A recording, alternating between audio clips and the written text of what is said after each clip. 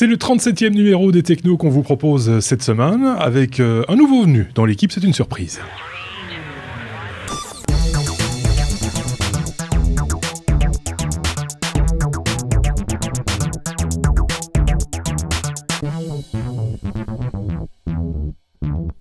37e numéro des Technos déjà et l'été qui s'approche de plus en plus. Du monde en studio pour une fois, ça change. Un nouveau venu dans l'équipe.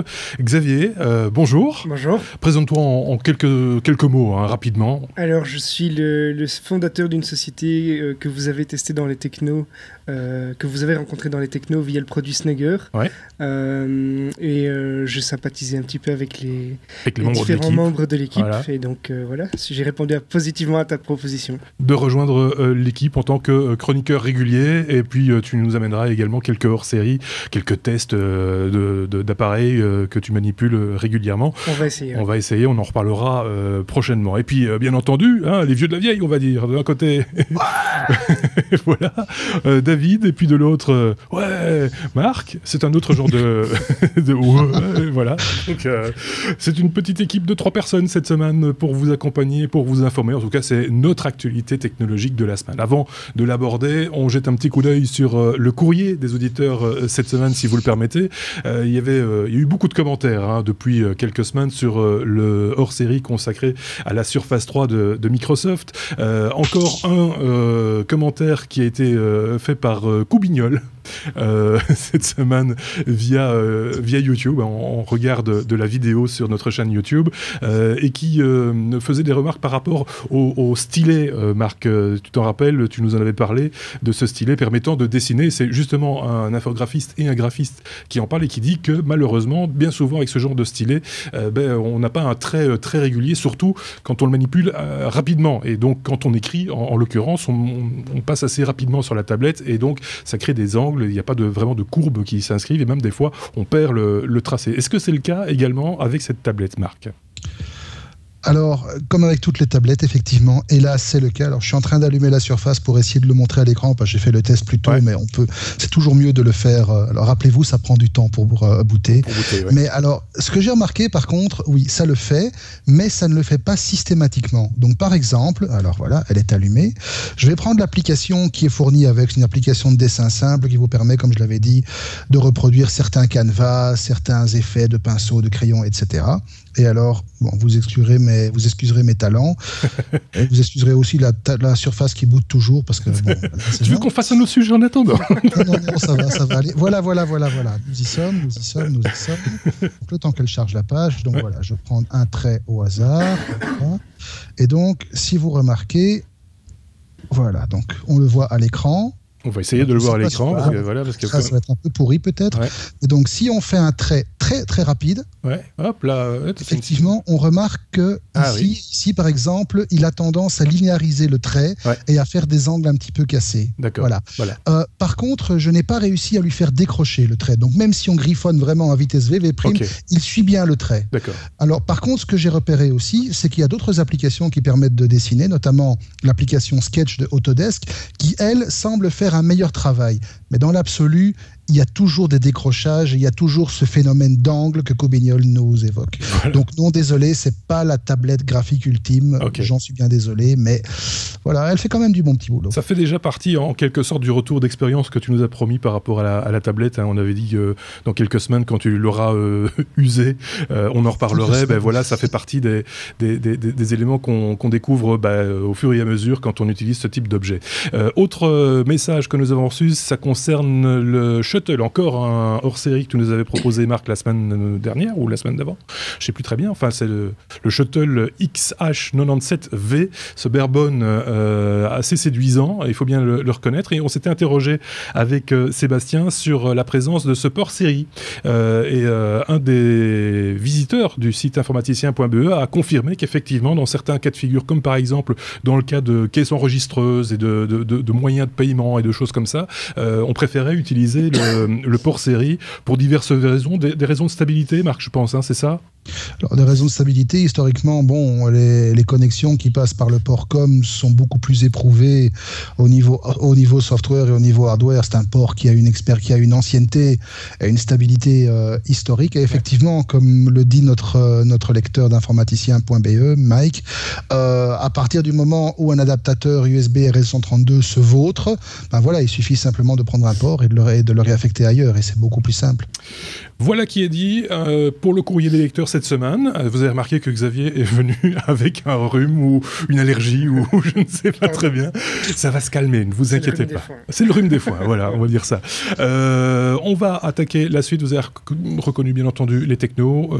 Et donc, comme d'habitude, chez les technos, on aborde la technologie par l'alphabet, notre abécédaire, et la lettre A. Et systématiquement, bien entendu, vient en premier lieu Apple, évidemment. Ça énerve des gens. J'en suis désolé, mais c'est comme ça, on va pas changer l'alphabet juste pour vous faire plaisir. On commence avec David pour parler de cette annonce, cette keynote qui est annoncée.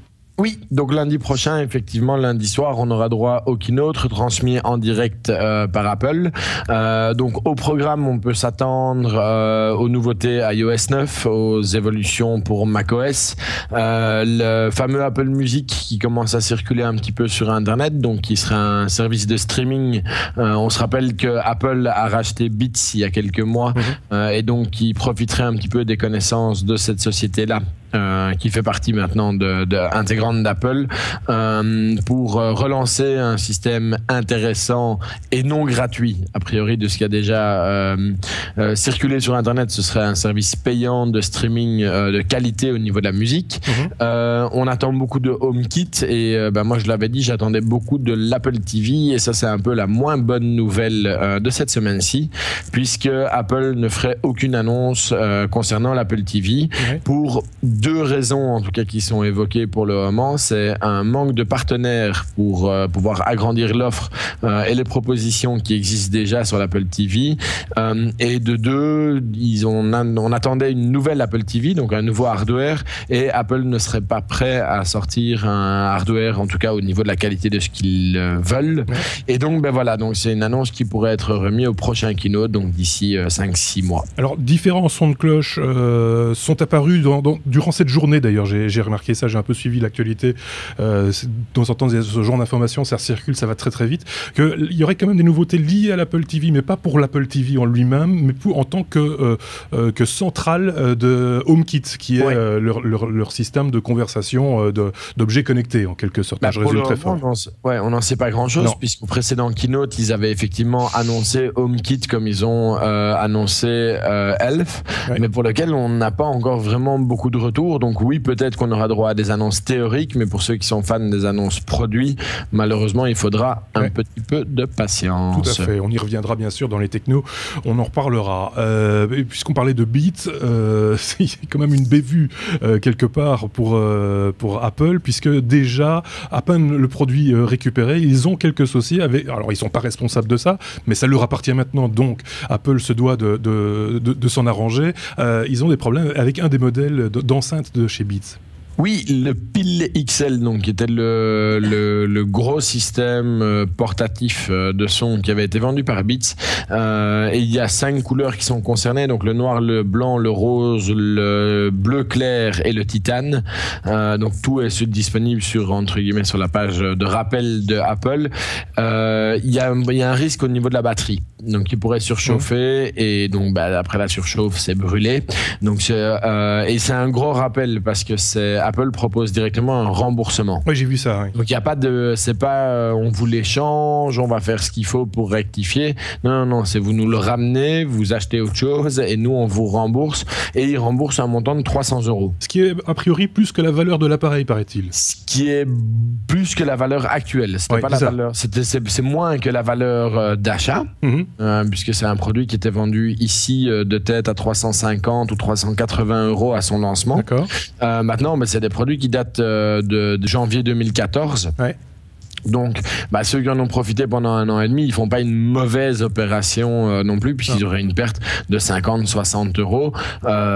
Et voilà, il faut pas oublier que Apple se dédouane aussi après de toute responsabilité. Si vous ne rendez pas votre appareil, Apple ne peut plus être tenu pour responsable. C'est le principe d'un rappel, toujours. C'est comme pareil en automobile ou avec un mauvais fromage dans une grande surface. Si après vous décidez de le manger, c'est votre problème, quoi. Vous êtes averti, on va dire ça comme ça. Concernant les annonces et des choses du genre, du côté de Marc, est-ce que tu avais toi des espérances, des espoirs de la part d'Apple sur cette keynote d'ouverture de cette séance 2015, de leur grand rendez-vous, de leur grand messe technologique, en tout cas vis-à-vis des développeurs? Alors, il y a une chose effectivement, il y a 2-3 choses. La première chose, c'est j'espère qu'on va avoir enfin une mise à jour de Yosemite qui va fixer tous les problèmes de Wi-Fi qui traînent encore à droite à gauche, parce que malgré les patchs et les repatchs, ça reste horripilant d'avoir un OS à la pointe du progrès. Ça devrait être la 10.11. qui paume le Wi-Fi parce qu'il a envie.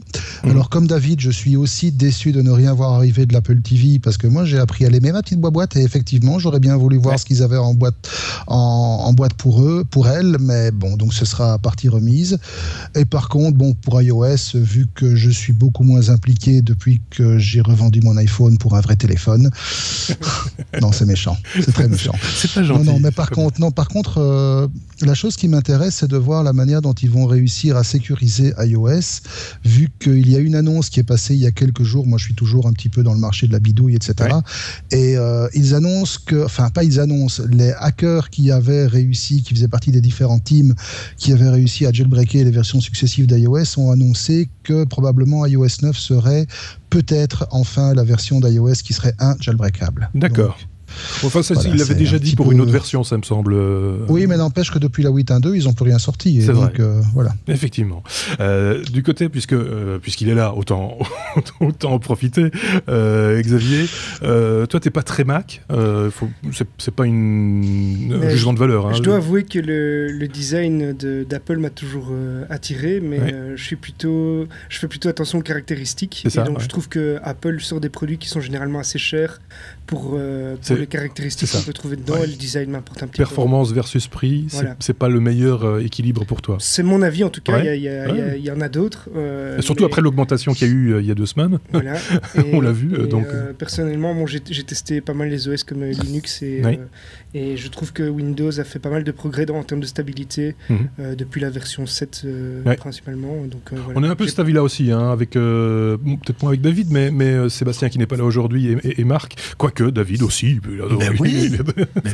Mais oui. Pourquoi pas mais c'est vrai, mais c'est un choix, c'est un petit peu... voilà, après, on aime, on n'aime pas, ça dépend un petit peu ce qu'on fait de son matériel aussi. Je suis pas partisan de devoir acheter chaque fois tous les accessoires qui vont avec... ça c'est autre chose. Voilà. On aura l'occasion d'en reparler, Xavier, à diverses occasions. On passe à la lettre... on est à la lettre B comme Beats, on passe à la lettre F, on avance un petit peu, pour parler de Facebook. Facebook qui a fait une annonce cette semaine concernant un centre de recherche d'intelligence artificielle qui sera basé à Paris, David. Tu as vu cette information comme moi. Alors, ce sera un des 3 piliers d'importance, on va dire, dans la recherche et le développement chez Facebook. Oui, donc ce qui est important à savoir, c'est que ça concerne 6 personnes en France, donc c'est pas non plus que la multinationale vient s'installer à Paris. C'est 6 personnes qui sont des gens, d'un très haut niveau, puisque c'est des doctorants, des post-docs en intelligence artificielle. Donc voilà, 6 personnes sur une équipe de 45 qui va être allouée donc uniquement à cette recherche en intelligence artificielle. Ça concernera beaucoup ce qu'on appelle le langage naturel, donc les interactions, la possibilité de reconnaître une voix normalement, ou d'analyser des images, ou d'être capable de faire de la traduction automatique, puisque c'est l'étape suivante après la reconnaissance de la voix. Donc voilà, c'est Yann Lequin qui a été recruté par Facebook en 2013 qui sera responsable de ce développement-là. Et pour Facebook, effectivement, c'est un pilier de croissance important effectivement, la recherche, enfin tout ce qui concerne l'intelligence artificielle et donc la recherche dans ce domaine-là devrait permettre à Facebook de continuer à grandir, quoi. Et donc, comme je le disais, un des 3 piliers importants, le premier étant Oculus Rift, enfin Oculus Rift s'inscrit dans ce premier pilier, on va dire, et puis le second c'est l'internet grâce aux satellites, on a déjà parlé ici aussi, arriver à amener Internet dans des régions où ils ne l'ont pas, c'est un des 3 piliers de croissance, c'est le deuxième en l'occurrence pour Facebook. Voilà, si on a plus d'infos un jour peut-être, on en reparlera et on n'hésitera pas à vous en parler évidemment. Ça c'était pour la lettre F, ça a été vite pour la lettre F, pour le régler. On passe directement à F après, à G. Et G, il y a Google. Et dans Google, il y a plein de trucs, comme par exemple cette association un petit peu particulière, alors que je vais avoir un mort avant la fin de ce numéro. Google, ah oui, on ne l'attendait pas trop, mais à l'occasion de sa conférence annuelle, Google a dévoilé un partenariat avec le papa du mythique Jeans 501, la marque de vêtements Levi-Strauss. Alors ça peut surprendre, mais dans le cadre de ce partenariat, en fait, il y a un projet qui s'appelle le projet Jacquard, du nom de Joseph-Marie Jacquard, l'inventeur du métier à tisser semi-automatique. Et ce projet doit aboutir au développement de tissus dits intelligents, dotés de fonctions qui leur permettent d'interagir avec ceux qui les portent, mais également avec toute une panoplie d'objets connectés qui envahissent notre quotidien de plus en plus. Et donc, lors de la conférence, il y a une démonstration qui avait été faite avec une pièce de textile capable d'éteindre ou d'allumer une lumière ou de contrôler un lecteur média, ce qui était pas mal. Alors, pour arriver à faire cette interaction entre le tissu et l'utilisateur et l'objet, donc Google et Levi's sont parvenus à insérer des fils conducteurs, comme on le voit sur la vidéo, si vous nous regardez, dans les trames utilisées pour la confection des pièces. Et en fait, les premiers prototypes peuvent reproduire des tramages qui assurent les sensations de toucher ou de contrôle avec un doigt. Et simplement, le doigt fait conducteur et voilà, déclenche une action. Alors pour le moment, évidemment, l'idée de construire un vêtement entier avec ce tissu n'est pas à l'ordre du jour. Déjà tout simplement parce que c'est du prototype et ensuite parce que ça se donnerait des cauchemars au niveau des prix. Même les grands couturiers n'arriveraient pas à suivre en prix indécent. Mais par contre, seules certaines parties de vêtements pourraient comprendre une zone de contrôle connectable à d'autres objets. Connexion qui s'établirait par le biais de microcontrôleurs souples, intégrés eux aussi dans la trame des textiles, et capables d'émettre et de recevoir sans fil, en Bluetooth Low Energy par exemple, tout en étant alimentés soit par des batteries ultra plates. On se rappelle quand on a fait le test du MacBook Air, on arrive maintenant à avoir des batteries en feuille d'une finesse extrême, voire carrément, pourquoi pas, par l'énergie produite par le corps humain. Oui.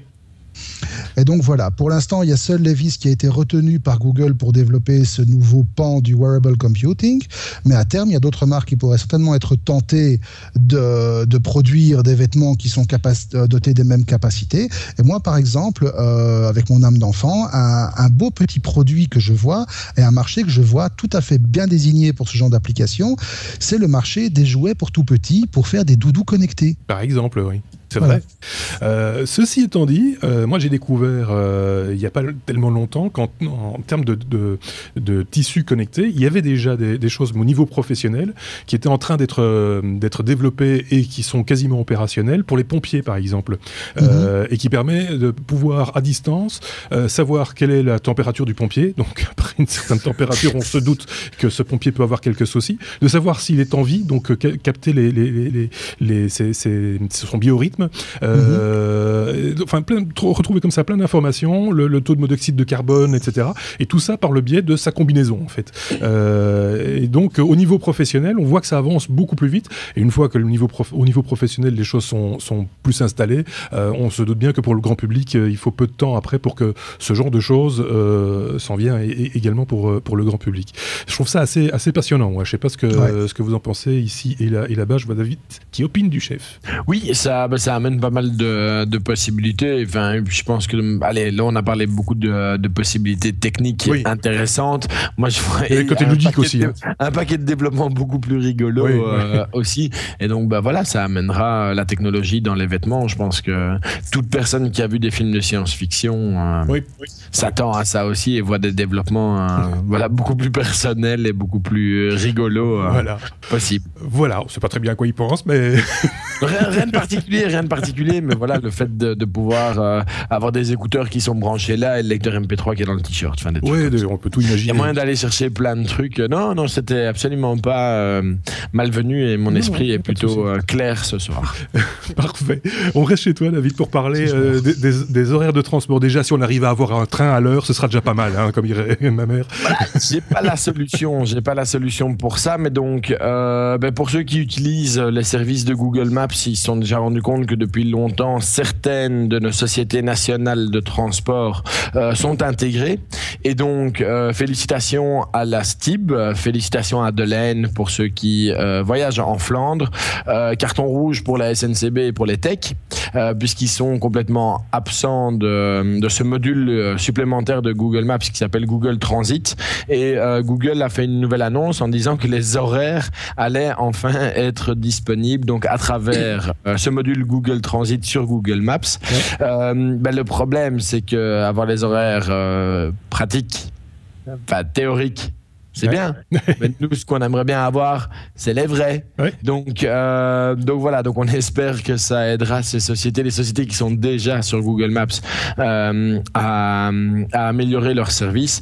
Pour la SNCB et pour les techs qui sont malheureusement pas présents, j'espère que ça leur servira quand même aussi de petits coups de fouet pour se rendre compte que aujourd'hui, de plus en plus de gens utilisent leur smartphone pour se déplacer et que c'est bien de crier au scandale par rapport à des solutions très technologiques comme Uber, mais voilà, ça fait aussi partie des réponses que ces sociétés institutionnelles historiques pourraient nous proposer en tant qu'utilisateurs. Alors le principe, on l'a bien compris, c'est de nous indiquer des horaires de transport en public en temps réel, donc mise à jour le véritable horaire. On comprend dès lors pourquoi la SNCB n'a pas trop envie de montrer son retard, entre guillemets. Ouais, sauf qu'à la limite, à partir du moment où c'est plus... tu vois, que c'est un retard qui est connu, est-ce que c'est encore réellement un retard? Je pense qu'il y a personne qui se dit ah ouais, moi j'avais mon train à 17, il est 19, il n'est pas là. Là, je pense que tu as mis le doigt sur le truc. C'est surtout de pouvoir faire les ponts, et c'est là que Google, avec Transit, a des possibilités intéressantes. C'est que, ok, si je sais que celui de la SNCB est en retard et que celui des techs que je dois prendre après est en retard, écoute, je suis pas vraiment en retard, quoi, parce que de toute façon, tout s'aligne bien. Ce qui énerve les gens, c'est quand ils ratent leur correspondance. Effectivement. Et ce que tu as dit est très vrai, c'est un retard quand il est annoncé, est-il encore en retard? C'est peut-être ça la solution pour la SNCB, s'il y a quelqu'un qui nous écoute, c'est d'informer les gens, et vous verrez, ils seront beaucoup plus gentils avec vous dans leur communication sur les réseaux sociaux, je pense en tout cas. On va attaquer un tout autre sujet, on va passer à la lettre M, avec M comme Marc. Drôle. Mais M cette fois-ci, c'est pas M comme Marc, c'est M comme S. Oui, c'est M comme Microsoft aussi. Voilà. Ok. Et on commence avec le truc qui m'a causé un fou rire de la mort qui tue cette semaine. C'est vraiment le gag. C'est après le message qui fait planter l'iPhone, voici le message qui tue Skype. Oui. Et donc en fait, pour faire simple, alors n'essayez pas ça chez vous parce que franchement, c'est irrécupérable. Je préviens. Si vous faites ça avec un Skype non patché, on n'est pas responsable. Non. Donc, si un utilisateur Skype reçoit en chat le message, alors http : jusque là vous suivez, c'est le préfixe standard de toute requête HTTP sur le web, voilà. Mais http : D'accord. Et pour peu qu'il soit sous Windows, sous iOS ou sous Android, son Skype va planter et il est mort. D'accord. Mais quand je dis mort, c'est mort. Mort sans qu'il soit possible de le faire fonctionner de nouveau. Parfois même, si on le supprime et on le réinstalle, ça ne marchera toujours pas. D'accord. Pourquoi ?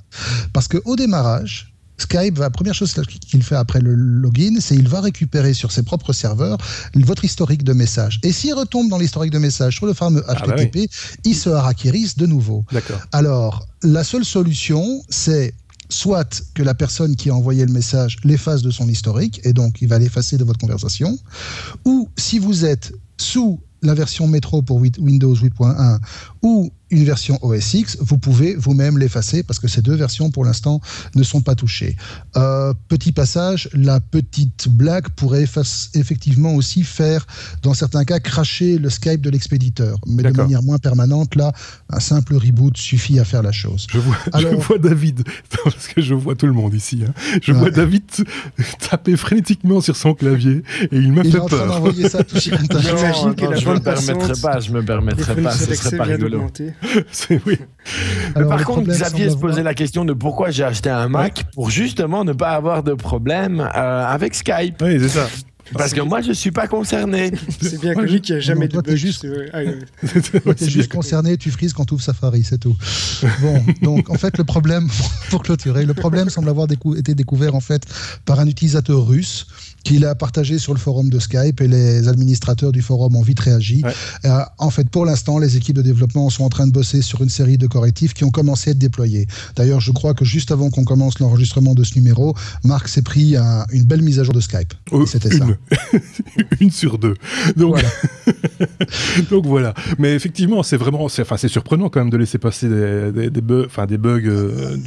Écoute, franchement, qu'est-ce que tu aurais jamais pensé en tant que développeur de Skype que quelqu'un pourrait un jour faire un HTTP : //. Oui, c'est vrai. Enfin, c'est particulier. Voilà. C'est vrai que c'est particulier. S'il fallait penser, alors c'est des fameux monkey tests, mais s'il fallait vraiment penser à absolument tout ce que l'utilisateur peut faire, comme alors je vais pas dire comme truc idiot, mais comme fausse manipulation, etc., on sortirait jamais un soft. On est bien d'accord.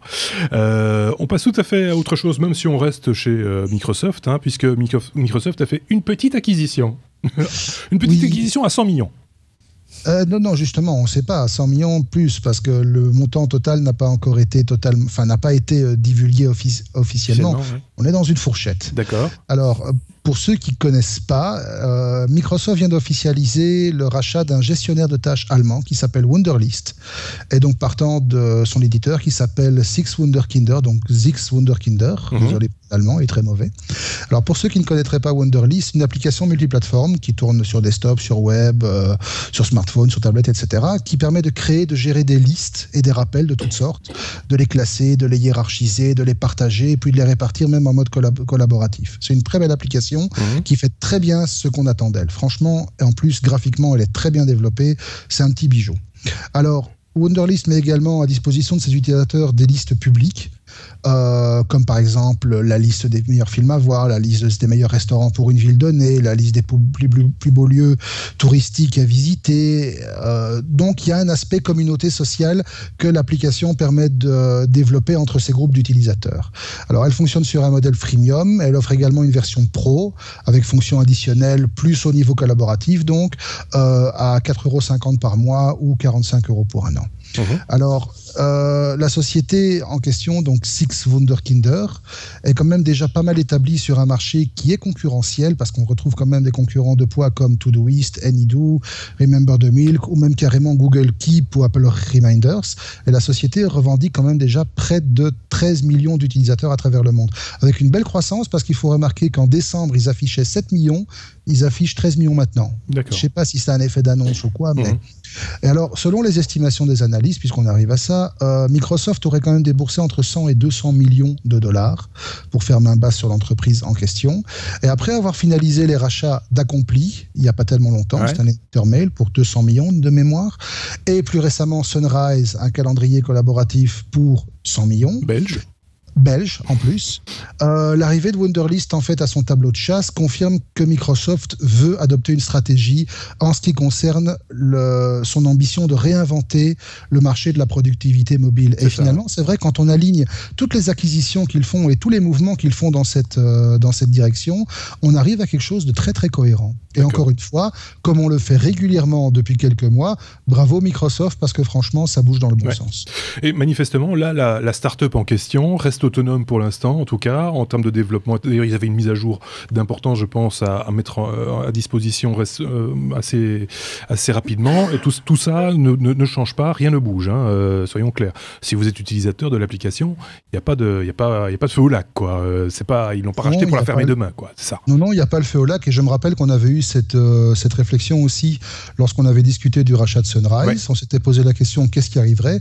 Eh ben, en fin de compte, rien n'est arrivé. Sunrise continue exactement comme avant. Et il y a même d'autres connecteurs qui se sont rajoutés entre-temps avec justement des effets de plateforme via Microsoft, etc. Donc, c'est tout bénéfice. Parfait. On termine avec la lettre M et Windows. On parle chaque fois d'un petit peu de Windows 10. Il y a chaque fois un petit truc à rajouter. On a maintenant les tarifs. Alors, on a les tarifs, oui. Alors, comme les rumeurs, les rumeurs le laissaient présager depuis quelques semaines, la première bonne nouvelle, c'est que Windows 10 sera gratuit. D'accord. Pour les utilisateurs qui ont déjà une licence Windows.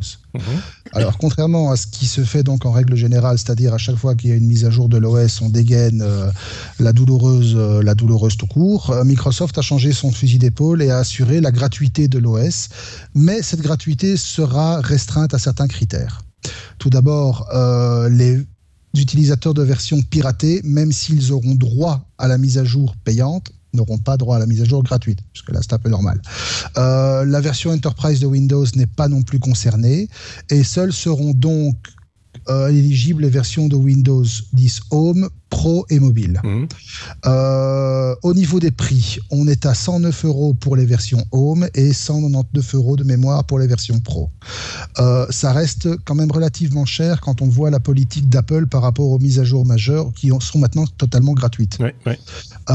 Rappelons aussi que la mise à jour implique la mesure implique une mise à jour sans aucun frais pendant 1 an. Ouais. Qui démarre à la date de la disponibilité de la version complète officielle qui est prévue pour le 29 juillet. D'accord. Et dans ce contexte, d'ailleurs, on a été assez surpris, Seb et moi, cette semaine, de commencer à voir apparaître dans notre taskbar un petit pop-up qui nous invite à pré-réserver notre copie pour le grand jour. Moi, je ne l'ai pas eu, la pop-up, quand j'ai... Enfin, ça viendra sûrement. Une version officielle, c'est pour ça.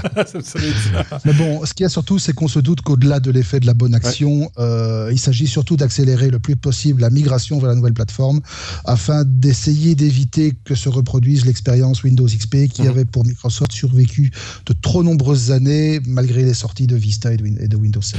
Alors, tu faisais la remarque, et c'est vrai que chaque fois, tout le monde se fait la même remarque. Tiens, c'est un système d'exploitation qui est à vendre, qu'il faut acheter pour le faire fonctionner, contrairement à Apple, où là, le système d'exploitation est toujours gratuit.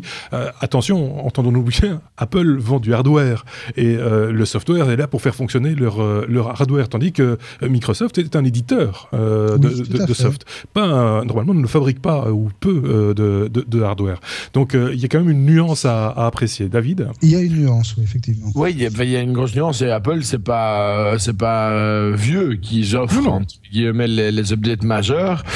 Microsoft est occupé à faire le chemin inverse. C'est une licence de Windows pour ceux qui ont connu les anciens Windows. On était sur des tarifs qui étaient bien plus importants. Aujourd'hui, on est sur le tarif d'un gros service de sécurité type antivirus. Enfin, moi, je parviens pas à tiquer contre le fait qu'ils demandent 199 € pour une version Pro et 119 pour une version Home. Ça ne me gêne pas, surtout quand on voit que les gens qui leur font confiance avec du Windows 7, et Windows 7, ça commence à dater un petit peu, eux ont droit gratuit. Ouais. Donc, c'est un peu le même principe que Apple, quoi. Ouais, ça va. Ouais. Je ne tique pas du tout sur le fait que ce soit payant, pas du tout. Et je comprends, Microsoft n'est pas une entreprise caritative, même si Bill Gates, lui, est parti plutôt de ce côté-là. Microsoft reste une entreprise qui est là pour faire du fric. Bon, c'est tout à fait normal. Et encore une fois, on le souligne, la mise à jour est gratuite pendant 1 an pour toute personne qui possède une version officielle de Windows 7 ou de Windows 8. Donc c'est un bel effort. Ouais. C'est un très bel effort, voilà. Simplement, le geste aurait été beaucoup plus beau si les prix avaient été plus raisonnables, du style, je sais pas moi, 49 € pour une version de Windows Home et 99 € pour une version de Windows Pro. Oui, mais en même temps, rester en dessous de la barre des 100 € aurait été un beau symbole. Maintenant, ils l'ont pas fait, il n'y a vraiment pas mort d'homme. C'est une barre psychologique pour nous, mais en dollars, ça fait pas la même barre. Quasi maintenant. Hein. Quasi, oui, il y a quasiment parité, mais bon, c'est vrai. On pourra en discuter pendant des lustres, mais on va pas remettre le... Voilà. Je pense qu'on a bien fait le tour de la la lettre M pour le coup, hein, cette semaine. Il y avait des choses à dire et on les a dites. On passe à la lettre S. Moi, je voulais quand même en parler de la lettre S et de la lettre S comme Swatch, qui est un fabricant de montres. Vous le savez tous, c'est un horloger, Swatch, qui possède d'ailleurs des grandes marques maintenant, qui a eu l'occasion de racheter de très grandes marques très connues, des marques suisses, puisque tout le monde le sait, les montres suisses sont les meilleures du monde, avec le chocolat belge, par exemple. Je mélange un peu tout, mais c'est un peu ça l'idée. Non, cette première montre Swatch connectée a été annoncée, puisqu'on en avait parlé aussi. Est-ce que ce sont des fabricants de matériel informatique qui doivent fabriquer des montres connectées, ou est-ce que ce sont des fabricants de montres qui doivent se connecter? On avait eu un débat, rappelle-toi Marc, là-dessus, à un moment donné, puisque tu n'y crois toujours pas à la smartwatch. Ici, en l'occurrence, c'est un horloger qui va faire une montre connectée. C'est ce qu'a annoncé Nick Hayek, le PDG, l'illustre PDG de la marque suisse. Il a déclaré ça à ses actionnaires récemment, fin du mois de mai. Donc voilà, ça c'est une bonne nouvelle en soi, mais d'un autre côté, ce qui est marrant, c'est le marché sur lequel cette montre va être distribuée, puisque cette montre va être distribuée en Suisse. C'est très bien, parfait, et en Chine, et pas chez nous. C'est assez particulier, mais c'est comme ça, parce que ils ont signé des accords particuliers avec la China UnionPay, qui est un organisme qui regroupe 175 institutions bancaires chinoises, et donc voilà, ils ont un accord, on va dire, financier particulier sur le territoire chinois, qu'ils n'ont pas dans d'autres territoires, donc c'est un positionnement un petit peu particulier. Je ne sais pas ce qu'en pense Marc ou David, quelqu'un a une idée là-dessus? Silence radio complet. Je vois la tête de encore David. une fois, c'est pas que je suis pas convaincu, c'est que très égoïstement, je ne vois pas l'utilité que moi je pourrais en avoir. Non, je parlais pas de ça. On va pas refaire. On va pas refaire ce débat-là. C'est pas ça la question. C'est le marché, moi qui m'intéresse. Non, mais le marché chinois est un marché où on entre à coup de subsidisation, donc voilà, c'est un peu normal. Ouais. Ouais. Tu rentres pas là comme tu veux. Ouais. Apple le sait d'ailleurs. Oui, c'est vrai, David. Oui, enfin moi je trouve ça la Suisse c'est logique, c'est chez eux, c'est un petit c'est pas un énorme marché, c'est un marché qui a du potentiel au niveau financier. Donc il n'y a pas de gros risques, et puis il faut pas oublier qu'en Chine les marques européennes se portent plutôt pas mal, ça à la cote. Donc s'ils veulent obtenir des réussites, on l'a vu avec d'autres marques qui sont 100% chinoises, comme Xiaomi. Ouais. Xiaomi qui aujourd'hui se permet de truster le top 5 des vendeurs GSM, alors que c'est une marque de smartphone, ouais. Alors que c'est une marque qui est complètement inconnue en Belgique, qui est un peu connue en France, mais ça en plus. Donc si, c'est peut-être pas si con que ça au fait comme idée. Ah non, j'ai pas dit que c'était con. À un moment, ok, on garde notre petit marché à nous, et de toute façon on va créer le besoin, et enfin un Européen qui voudrait absolument avoir la Swatch, il ira la chercher en Suisse, ouais. Où il se la fera livrer de Suisse, donc ils sont pas obligés directement de s'imposer à eux-mêmes le marché européen, et la Suisse, comme Marc l'a dit, une fois qu'on est rentré, ce serait con de pas s'y mettre, oui, c'est tellement compliqué que autant y aller, quoi. Ils sont quand même 1 milliard, hein, donc. Et puis il y a une autre motivation aussi, alors qu'on soit d'accord avec le principe de la smartwatch ou pas, c'est qu'il va y avoir un glissement à un moment donné des utilisateurs, de ceux qui portent des montres, vers des opérateurs de montres qui ne sont pas historiques, des Apple, des Samsung, des LG, etc. Et ça, c'est pour eux une perte de marché assez importante à venir. Donc ils sont obligés de se positionner aussi et de faire de la montre connectée, mais de quel ordre? Parce que le PDG de Swatch avait quand même dit que si lui devait faire une montre connectée, ce ne sera pas de la montre connectée comme on a l'habitude de la voir, hein. Ce ne sera pas un smartphone intégré, ce sera quelque chose d'autre. Donc attendons de voir, hein, on découvrira ça en temps utile. Si vous passez par la Suisse, n'hésitez pas à nous ramener une Swatch, ce sera normalement pour cet été, paraît-il. Donc, et du chocolat. Et du chocolat, effectivement. On va tout doucement terminer on a encore des choses à dire, mais ce numéro 37, on va terminer avec la lettre T, T comme truc. Et dans la case truc, on met un petit peu de tout, hein, il faut bien le reconnaître, Marc. On va parler par exemple de Netflix qui teste de la pub maintenant, c'est nouveau ça. Depuis quelques jours, oui, Netflix commence à tester une nouvelle fonctionnalité, pas forcément au goût des utilisateurs, d'accord, et ça en consiste à injecter au début ou à la fin de ce que vous regardez des petites publicités. Et donc en fait, il s'agit de petites vidéos promotionnelles dont la durée varie et le sujet varie. C'est fort semblable en fait à ce qu'on connaît sur YouTube. Mais hélas, il y a un truc qui manque, c'est le fameux bouton skip qui permet de zapper le truc au bout de quelques secondes. Et donc ça énerve. Alors, ça énerve parce que c'est encore compréhensible chez YouTube, qui à la base est gratuit, interpelle assez les utilisateurs de Netflix parce que Netflix est payant et les gens payent un abonnement, pas cher, 8 € par mois, mais ils payent quand même. Alors, avant de commencer à crier au drame, il faut quand même relever 3 détails d'importance. Le premier, c'est que Netflix, qui a dépassé en avril la barre des 60 millions d'abonnés, je pense, n'a jamais eu recours à la publicité, en tout cas à la publicité sur le support même.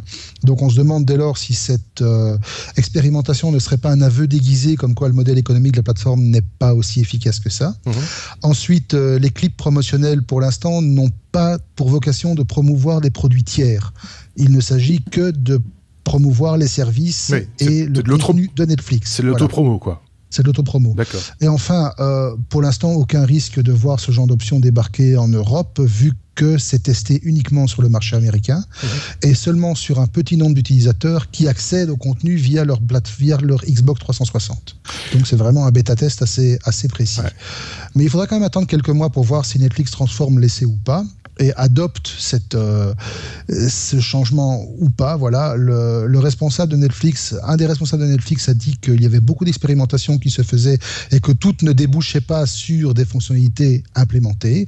Maintenant, ce qu'il faut savoir aussi, c'est que financièrement, Netflix n'a pas toujours une vie tranquille, surtout depuis 2013 où les rachats de droits aux majors hollywoodiennes, justement pour assurer les retransmissions et le broadcast, ont grimpé quand même de 180 millions de dollars en 2011 à plus de 2 milliards en 2013, ce qui a poussé l'année passée la boîte à se recapitaliser à concurrence de 400 millions de dollars. Et en plus de devoir gérer l'explosion des coûts de bande passante aux States, où en début de soirée, l'utilisation de la plateforme consomme quasi un tiers du trafic Internet national. Donc voilà, Netflix innove, Netflix c'est une petite révolution, d'accord, mais Netflix a des coûts et Netflix doit les maîtriser. Et s'il faut passer par la pub pour le faire payer aux consommateurs... voilà. Moi, je serais tenté de dire, tant que c'est de l'autopromo, c'était un petit peu la même chose sur les DVD. On a tous vu ça sur les DVD au début. Il y avait toujours des promos pour les films qui allaient suivre, qui allaient sortir dans les semaines ou les mois qui suivaient, etc.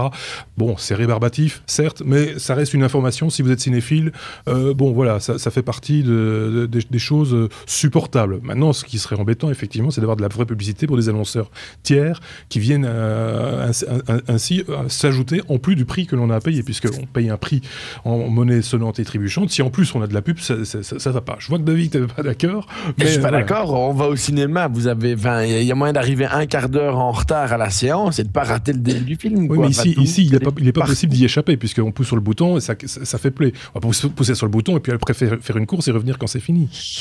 Non, mais non, voilà, c'est de la gentille pub, c'est pour leur série en interne. C'est d'accord. On peut pas trop tout vouloir. Enfin, moi, c'est pas quelque chose qui me choque. On est peut-être habitué à de la publicité tout le temps et partout. Tout est devenu pub. On se fait même mettre des pubs devant les technos maintenant. Dès qu'on ose citer une marque, Samsung, Philips, Apple, et comme ça, on est sûr de l'avoir. Moi, ça me choque pas plus que ça, quoi. Bon. Pour moi, c'est une tempête dans un verre d'eau. Surtout que ça concerne directement 3 personnes qui ont une Xbox et un abonnement à Netflix. Voilà, c'est ton opinion et je le respecte, effectivement. On va passer la parole au tousseur de service. À savoir Xavier, qui va approcher son micro d'ailleurs un tout petit peu, qu'on l'entende bien. Puisque toi, tu vas nous apporter prochainement un test, mais c'est quand même l'occasion d'en parler parce qu'on voudrait aussi avoir le retour d'expérience d'un peu tout le monde sur une application dont tu vas nous expliquer le principe tout de suite. Voilà, j'ai beaucoup entendu parler récemment de Slack. Donc, c'est pas la discipline qui consiste à faire de l'acrobatie sur un élastique tendu. C'est le nom donné à une application en ligne qui est disponible aussi sur iOS, Android, macOS et Windows, qui permet en fait de communiquer au sein des entreprises. Donc, leur objectif avoué est de remplacer l'email, Skype et Google Drive comme moyen de communication au sein des entreprises. Et ça permet en fait aux équipes de communiquer autour de sujets sujets catégorisés. Donc on peut sélectionner la catégorie de sujets qui nous intéresse, on peut discuter de manière privée ensemble et on peut échanger des fichiers. Alors ce qui est intéressant, c'est que la plateforme a aussi tout un tas de connexions avec des services externes tels que Mailchimp, Bitbucket, Google Drive, GitHub, IFT, donc les possibilités sont assez importantes et tout ça se fait via les API des différentes applications. Alors j'ai découvert ça, je vais essayer de faire passer les technos sur ce mode de communication pour voir si c'est efficace et je voudrais avoir l'avis des auditeurs pour essayer d'obtenir le retour de personnes qui auraient plus testé le système que moi parce que ça me paraît assez intéressant. Voilà, on l'a installé, enfin moi je ne sais pas mes petits camarades, mais moi je l'ai installé l'application sur mon smartphone, pas encore sur mon ordinateur, ça va venir prochainement, puisque tu l'as dit, il y a des applications pour les 4 plateformes, on va dire Android, iOS, OS X et Windows. C'est full web aussi, hein, donc c'est pas du tout obligatoire de l'installer, et je dois dire que l'utilisation est vraiment très simple et le support est très réactif. J'ai posé une question sur au support encore aujourd'hui, et je crois qu'il n'a même pas fallu une minute pour avoir la réponse, donc c'était vraiment... ils sont très très réactifs. Là, il y a un modèle gratuit, c'est celui que nous utilisons nous actuellement, et puis il y a un modèle payant, qu'est-ce qu'il offre de plus? Alors, le côté gratuit a des limitations, mais qui sont vraiment... très permissif. Donc le côté gratuit est limité dans le nombre d'archives qu'il va le nombre d'archives qu'il va conserver. Donc votre historique de communication va être au fur et à mesure indexé. Vous allez pouvoir faire des recherches sur l'ensemble des communications et le modèle payant offre un stockage plus important, un niveau de service plus élevé, un niveau de support plus réactif, même si j'ai été vraiment très surpris par leur niveau de support. Et voilà, donc il y a tout un tas de petites fonctionnalités, mais c'est vraiment très ouvert et la version gratuite est déjà très complète. Donc le nombre de services qui sont intégrés, qu'on peut intégrer par exemple dans la version gratuite, c'est 5, mais il y a peu de personnes qui, d'après moi, utilisent beaucoup de services différents qu'ils voudraient intégrer là-dedans, donc c'est déjà très il est multi-compte également, en tout cas c'est ce que j'ai vu dans l'application, c'est-à-dire que si on appartient à plusieurs organisations, on peut avoir plusieurs comptes différents en fonction de l'organisation dans laquelle on travaille. Par exemple, là, on a un compte Les Technos dans lequel le groupe reprend l'ensemble des chroniqueurs, mais chacun professionnellement pourra avoir un groupe avec ses collègues, par exemple. Ça pose aucun problème, ça communique très bien, ça fait des notifications normalement. Enfin, tout ça, on va le tester nous, avec David, avec Marc, avec Sébastien. Et puis si vous avez l'occasion chez vous de le tester, vous allez simplement sur slack.com, vous créez votre petit groupe avec vos amis, vos collègues, etc. Et vous voyez comment ça fonctionne. Et dès que c'est fait, on en reparle. Ça n'a vraiment aucun intérêt quand on est tout seul, mais l'avantage aussi, c'est qu'il n'y a pas de limite dans le nombre d'utilisateurs, sauf erreur de ma part. Oui, c'est ça. Moi, j'ai pas vu de limitation non plus, a priori. Donc voilà. Je sais pas ce qu'en pense. Donc, une première opinion, David. Tu nous as déjà envoyé un petit coucou. Je me suis reconnecté et je me suis dit allez hop, là j'ai une chance d'avoir tout le monde. Et donc voilà, non, c'est un outil de communication qui a l'air relativement complet. C'est ergonomique. Voilà, moi je me suis inscrit. Ce que j'aime beaucoup, c'est qu'il est, voilà, il y a moyen d'aller chercher très loin et même tout seul, je pense qu'il y a moyen au niveau de la domotique d'avoir un système d'intégration des messages qui peut être rigolo. Donc il va falloir fouiller parce que c'est de nouveau une application. Je crois au demeurant et c'est ce que j'ai gentiment écrit. Ouais, c'est Facebook Messenger. Ça, je crois que c'est à la 3e minute, c'est ce qu'on pense. Et puis après, il y a des. On voit que ça va plus loin. Ouais, ça va beaucoup plus loin et donc il faut des heures. Il faut des heures, à mon avis, pour se rendre compte des possibilités. Quoi. Donc on va se donner le temps, mais Marc a déjà une remarque à faire peut-être. Moi, ça ne me fait pas penser à Facebook Messenger. Moi, ça me fait penser à un truc beaucoup plus ancien que les plus vieux d'entre nous. IRC. C'est IRC avec les différentes chatrooms, avec la possibilité d'avoir des connecteurs vers des services externes. Mais à la base, c'est IRC. Oui, c'est ça. Mais avec quand même de l'interopérabilité avec des trucs modernes, genre Dropbox, genre Twitter, etc. C'est indexé. Donc, oui, c'est ça. Et c'est indexé. Donc voilà, ça a été un step plus loin, mais c'est vrai que la base, c'est un peu ça. Hein. C'est un peu. Pour moi, c'est simultanément aux technos, nous, on l'a mis en route chez Fidelity aussi. On va voir ce que ça va donner. Toi, tu l'utilises professionnellement? Alors, je l'ai découvert vraiment très très récemment. C'est parce que j'en entendais pas mal parler, et donc ça m'intéressait. Et en fait, ce qui m'intéresse, c'est le côté suivi d'une communication. Donc, quand on échange beaucoup de mails autour d'un sujet, on se perd très vite dans le nombre de réponses, dans le fait de devoir lire les réponses précédentes, etc.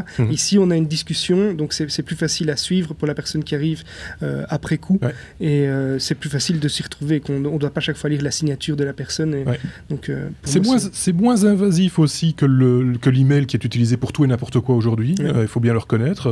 Moi, je l'utilise énormément le mail professionnellement, et donc j'ai aussi le réflexe de l'utiliser dans mes communications de tous les jours, et je sais que de temps en temps ça peut en énerver certains, je ne cite aucun nom, mais les gens avec des pulls bleus par exemple, souvent t-shirt c'est vacances. Non, mais c'est une question d'éducation aux outils qui fait qu'on a des fois plus l'habitude avec certains outils qu'avec d'autres, et que c'est toute une démarche d'utiliser quelque chose de différent, mais finalement on peut être bénéficiaire de ça, David.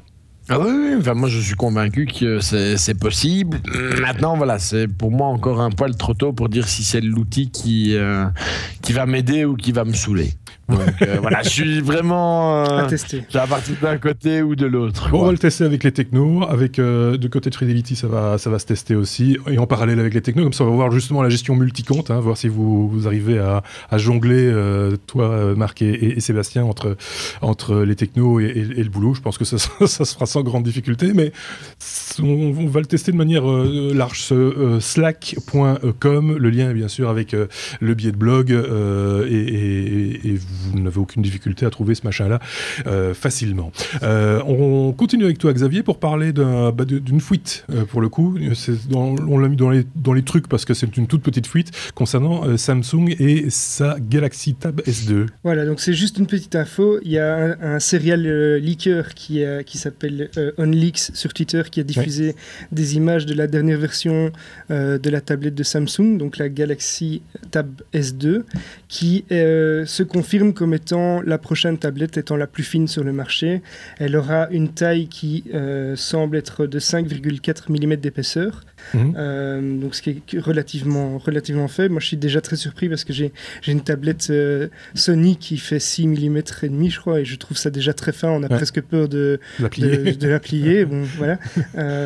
Donc c'est assez impressionnant, et je vous invite à aller voir les images. On arrivera bientôt à la feuille, ou presque. Ce sera plus une tablette, ce sera pas du papier mais du carton, quoi.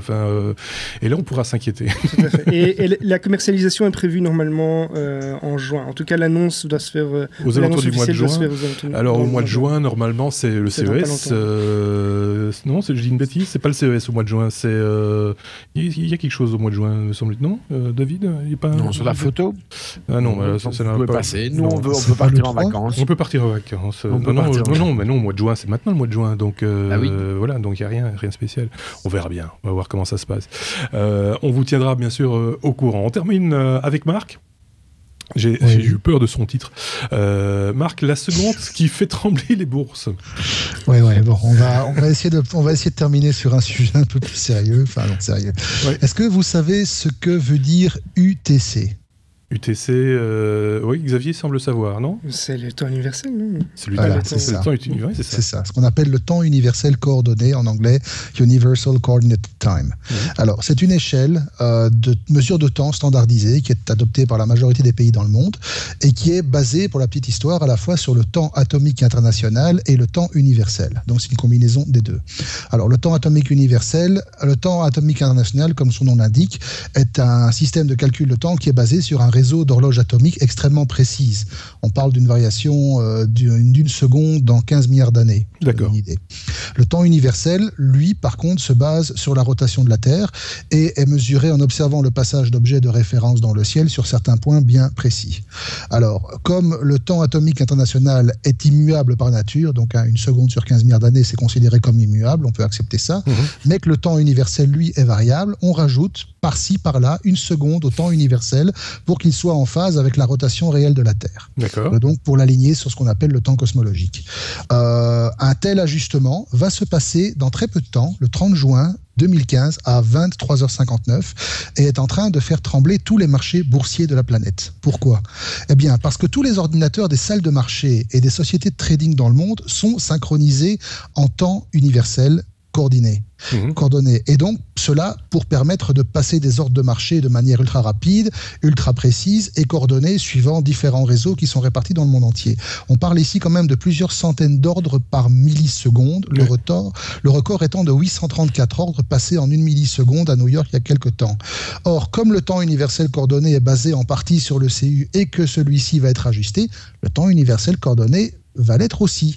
Et donc, on imagine bien pourquoi le monde entier financier panique un petit peu, parce que si la seconde supplémentaire qui va être insérée le 30 juin à 23h59 devrait fausser la donne à un niveau ou à un autre, ce serait des milliards de dollars qui risquent de partir dans la nature sans qu'on sache où et comment. Ouais. Et ça, évidemment, c'est en train de devenir le nouveau sceptre d'un nouveau bug de l'an 2000 et ça empêche quasi toutes les équipes IT du secteur de dormir. Et pour mémoire, lors du dernier couac de l'infrastructure IT boursière en 2010, parce qu'il y avait des essais qui avaient été mal coordonnés, même s'il n'y a pas eu d'effet réellement dévastateur, certains indices comme le Dow Jones avaient dévissé de 10% en quelques secondes. Ouais. Ça donne une idée. Donc voilà, c'était juste une petite réflexion. Il y a pas mal de gens qui ont peur pour l'instant et ça montre encore une fois à quel point notre économie et notre civilisation est dépendante d'une informatique à laquelle une toute petite seconde fait faire d'horribles cauchemars. On est loin du tableau noir et de la craie dans les bourses, et où on indiquait le cours à la main, ça prenait un petit peu plus de temps que quelques millisecondes. Ceci dit, l'histoire me fait penser aussi à un film avec un cambriolage où quelqu'un s'était arrangé pour désynchroniser justement les bourses asiatiques des bourses américaines et comme ça pouvait faire des transactions pirates entre les deux. C'est passionnant comme truc, évidemment. C'est passionnant parce qu'il y a matière à roman, il y a matière à histoire assez incroyable et c'est technologique en même temps. Je sais pas si ça fait rêver David par contre. Pas plus que ça. Voilà, mon accroche à la bourse étant tellement limitée que si ça se casse la gueule, ça se casse la gueule, quoi. C'est pas grave, ça remontera après. C'est un peu comme les montagnes russes, quoi. Ça monte et ça descend un peu tous les jours. Voilà. Je sais pas si ça fait vibrer Xavier par contre. Mais c'est bien, Marc vient de redynamiser le secteur de l'informatique dans le milieu financier. Déjà qu'on en a dans l'équipe qui remotive aussi les troupes chez Belga Control et des choses du genre, donc tant que le fil est à la terre, ça va. Ça fait 10 ans qu'il l'est plus. Ça fait 10 ans qu'il l'était plus. Allez voir dans l'actualité récente, vous comprendrez, Belga Control, fil à la terre, vous allez trouver sans aucun problème, c'est pas ici qu'on va vous faire le détail. Voilà, je pense qu'on a fait le tour de l'actualité de cette semaine, en tout cas de ce que nous on en a retenu. Merci à Xavier, j'espère que c'était une première belle expérience pour toi. C'était super. Merci. Il a repeint les murs, il a tellement toussé dans la maison. Mais c'est normal. J'espère qu'il fera moins beau la semaine prochaine. Par exemple, c'est surtout ça le problème. Merci David, à très bientôt. Merci également à Marc, à très bientôt. N'hésitez pas, comme on a l'habitude de le dire pour clôturer chaque numéro, n'hésitez pas à poser vos questions, faire vos remarques. On en fera part ici dans le courrier des auditeurs en début de numéro. Le numéro 38 en l'occurrence, ce sera le prochain. Et d'ici là, il y aura du hors-série, ne vous inquiétez pas, et d'autres choses aussi. À très bientôt. Au revoir.